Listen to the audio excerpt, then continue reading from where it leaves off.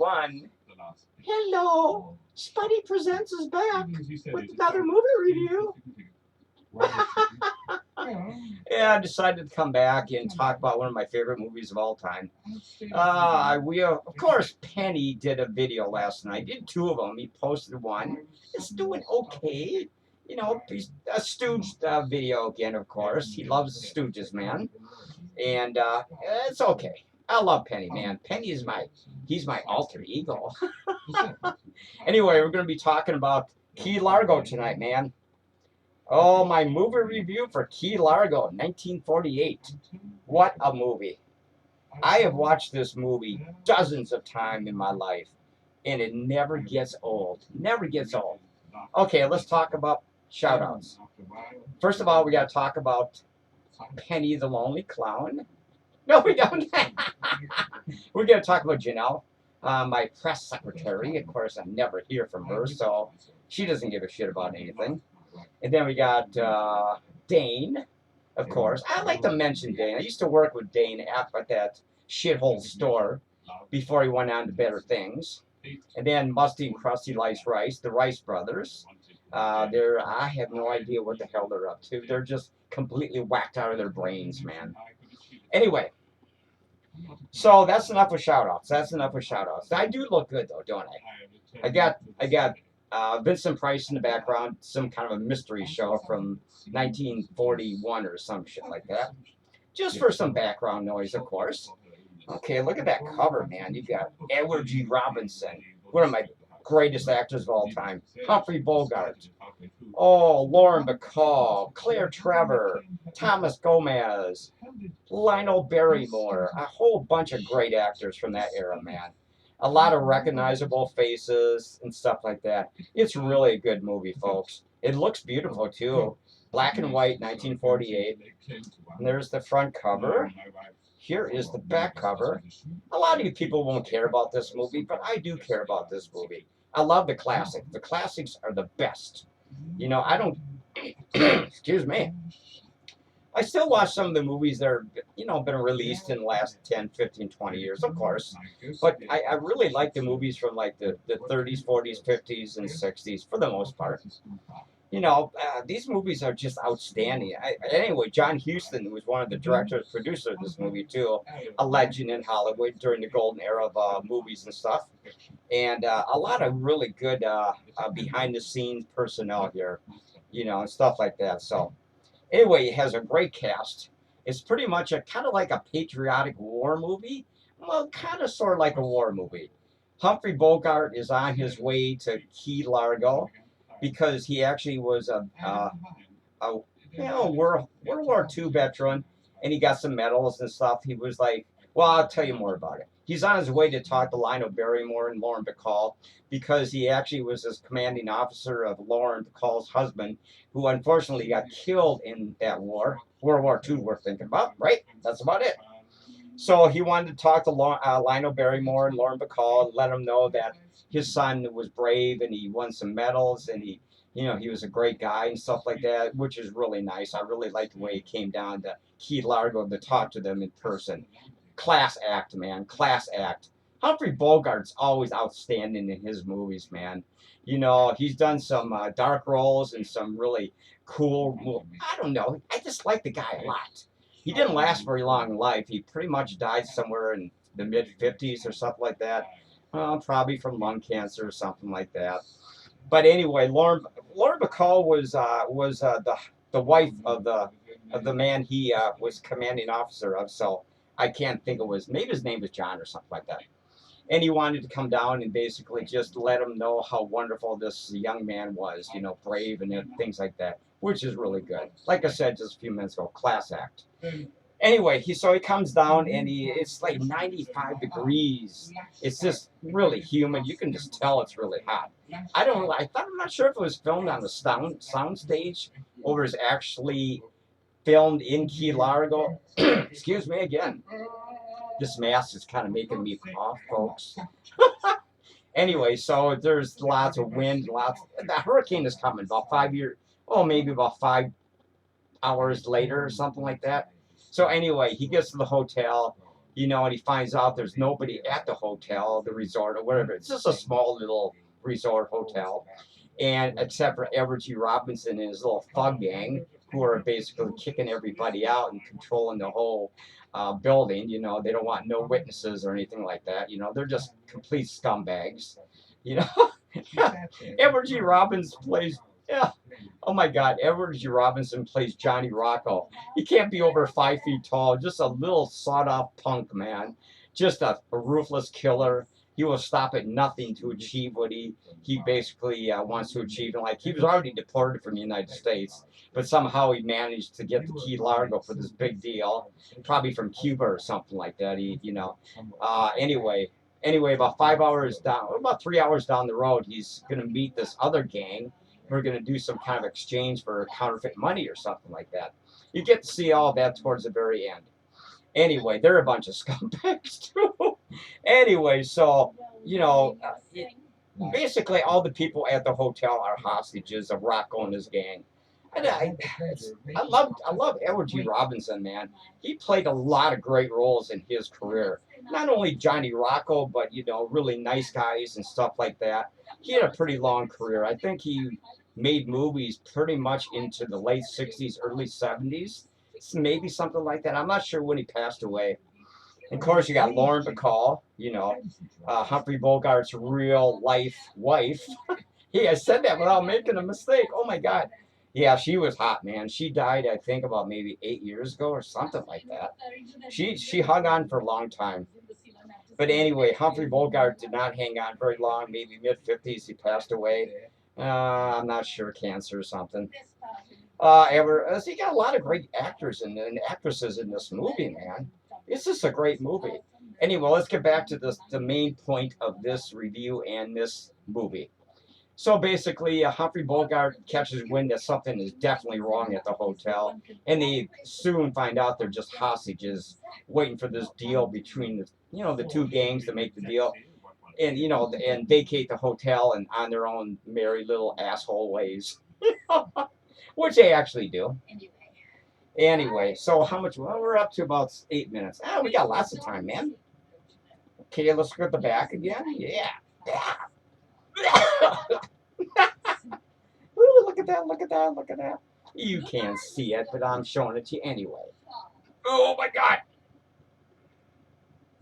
Okay. There's the edge. I know you want to see that. Okay, let's go to the inside. It's pretty much a basic DVD. A really nice picture quality for 1948. Black and white, of course. There we go. Look at that. Ah, yeah. Tell me about him. Vincent Price is talking to somebody in the background. Anyway, so where did I leave off with this review? I kind of forgot where in the hell I was talking about. Anyway, so they're based. The hurricane is bearing down on the Key Largo. It's like 3, 4, 5 hours away. It's getting more windy and windy and windy. You know, the waves are starting to build up out by the dock areas and stuff like that. You know, everybody's starting to, starting to get indoors and stuff like that because it's a doozy. You know, 200, I don't know, maybe 150, 200 mile per hour winds and rain and stuff like that. You know what hurricanes do to those East Coast states. Pretty much the same thing. This is only 1948, though. Ooh, look at that. Oh, yeah. So I'm not going to give every little scene away here because there's a lot of scenes in here. It's really, all the actors do a great job here. They all play their roles perfectly. All the thugs, Edward G. Robinson, and Thomas Gomez is his personal shaver boy. Oh, that's a good crowd. You recognize all these actors in the background who are in the hotel, too. They all been in tons of movies, of course, like I've said about a zillion times in all my movie reviews. And basically, yeah. I like that cover. It's kind of like a nice red cover, and both those two are dressed in white shirts with ties, or at least Edward is, stuff like that. He's got a gun pointed at Humphrey Bogart's, chest. Oh, what a little thug, man. Anyway, needless to say, Humphrey Bogart kills all 5 of these thugs at the end. I think there's like about 5 with Edward G. Robinson. Yeah, something like that. Oh, I won't get to the ending. The ending's pretty cool, man. I love the ending. He just gets away. He almost gets killed himself, but he gets away and he kills all these people on a boat because basically Edward G. Robinson wants him to take the boat to Cuba so they can escape the long arm of the law. And of course, Humphrey Bogart outsmarts all these nitwits on the boat. 20 miles out to sea or something like that. He manages to kill them all, and basically, I'm giving the ending away. I shouldn't be doing that. But he actually gets shot and almost killed himself, and he manages to get back to the mainlands, so to speak, and he telephones Lionel Barrymore and his daughter Lauren Bacall that he's on his way, and Edward G. Robinson, all his thugs are dead. He, it's a great, man. It doesn't take long for him to kill all these people. He just outsmarts these idiots, man. Anyway, but there's a lot of good stuff in this movie, man. Edward G. Robinson kills this deputy who's snooping around the hotel. He has a feeling that he knows who Johnny Rocco is, and they don't like the idea that he has some knowledge in his head. They shoot him dead, of course, in a really crappy scene, man. They basically give him a loaded gun and go ahead, kill me, boy. he tries to kill Edward G. Robinson. They're blanks, man. There's no bullets in the gun. Edward G. Robinson just shoots him twice and kills him, man, in the hotel. What a ruthless little piece of crap, man. Yeah, just complete con artist, man. I mean, like I said, there's a lot of parts in this movie I could talk about. There's so many scenes that are so wonderfully acted out by all the cast members. You just cannot. It's really good. Claire Trevor, she's like kind of like an alcoholic girlfriend of Edward G. Robinson. He can't stand her because she's, and she actually gets away. Well, she helps capture. Well, actually, she's not part of his gang. She just is hanging out with him because she loves him. And she finds out he's a worthless piece of garbage, and he got his at the end. Dad. Anyway, so like I said, I don't know what I said. There's so many good scenes here, man. I wish I could talk about every one of them, but I mean, you got a great cast, like I just mentioned. You got a lot of wonderful actors and actresses, and the set locations are really nice looking. I'm like I said, I don't know if it was filmed on a soundstage or actually on like the Pacific Ocean or something like that down in Florida, Key Largo and all the Key Islands down there. Really nice looking movie. I mean, of course you got Lionel Barrymore, who plays Lauren Bacall's father. Remember him? You remember he was a creepy old guy in It's a Wonderful Life with James Stewart. He played Potter, the ruthless city. Whatever. Remember, he was just selfish old son of a bitch, man. He just wanted money. He wanted to put everybody out of business in that movie. You remember him? Yeah, he actually plays a good guy in this movie. And Lauren Bacall, of course, is his daughter. And she actually starts to fall in love with Humphrey Bogart as the movie's going along, because she can see something in him that he's a brave man, he's honest, he's caring, he wants to do the right thing, and he does. And basically, that's what she likes in a man, So I don't know if her husband was actually her husband in World War II or just her brother or something like that. I'm not really too sure. I have to go back and kind of review the movie and see what they're talking about. I think, Humphrey Bogart plays Frank McCloud or something like that. He's just trying to get along in life, and he just happens to stumble upon Key Largo in the hotel, and all this crap is going on, and he just has to do the right thing, which is really nice. He just does the right thing, and he protects the people in the hotel and the people outside the hotel, and he manages to kill Rocco and his gang on 20 miles out and on the Pacific Ocean. They're trying to get I think they're trying to get the Cuba, or I'm not even sure. Like I said, he's been deported, Johnny Rocco.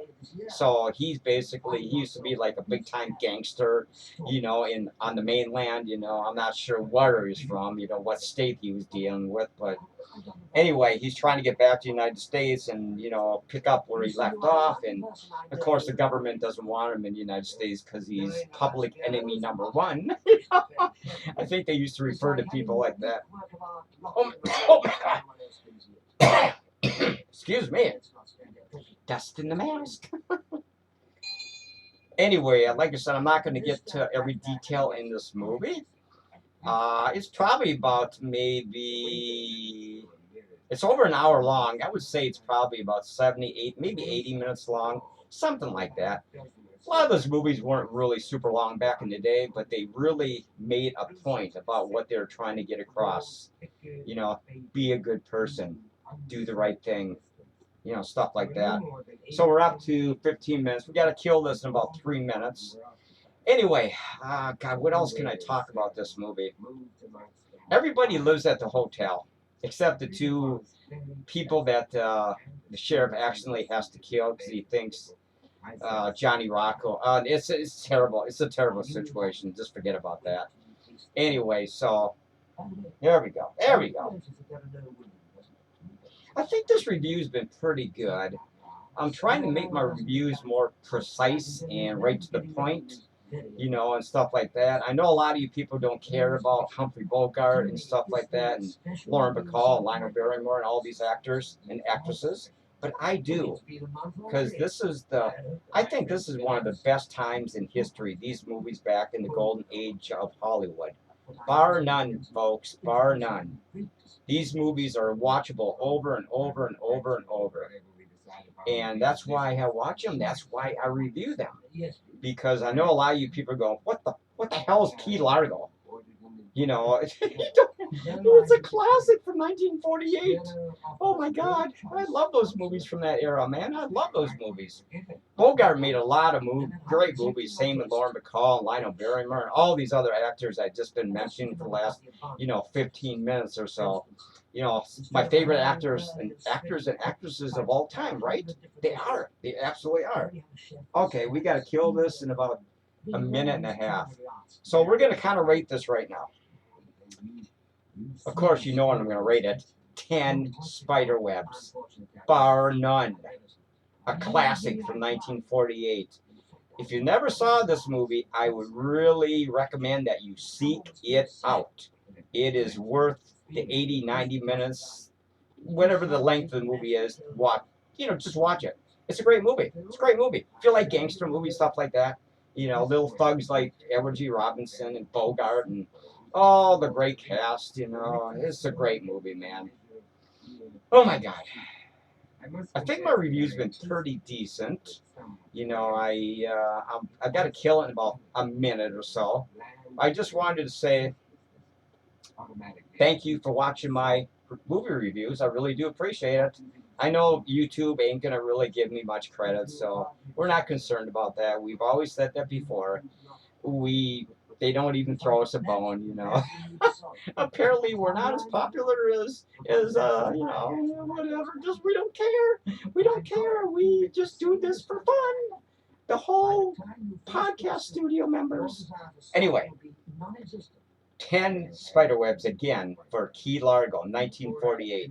You must check this movie out if you've never seen it before. You should have. It's a classic. Until then, we will see you at the movies. Be sure to watch my upcoming movie reviews. They're going to be coming fast and heavily. So here we go. Talk to you later, man. Woohoo!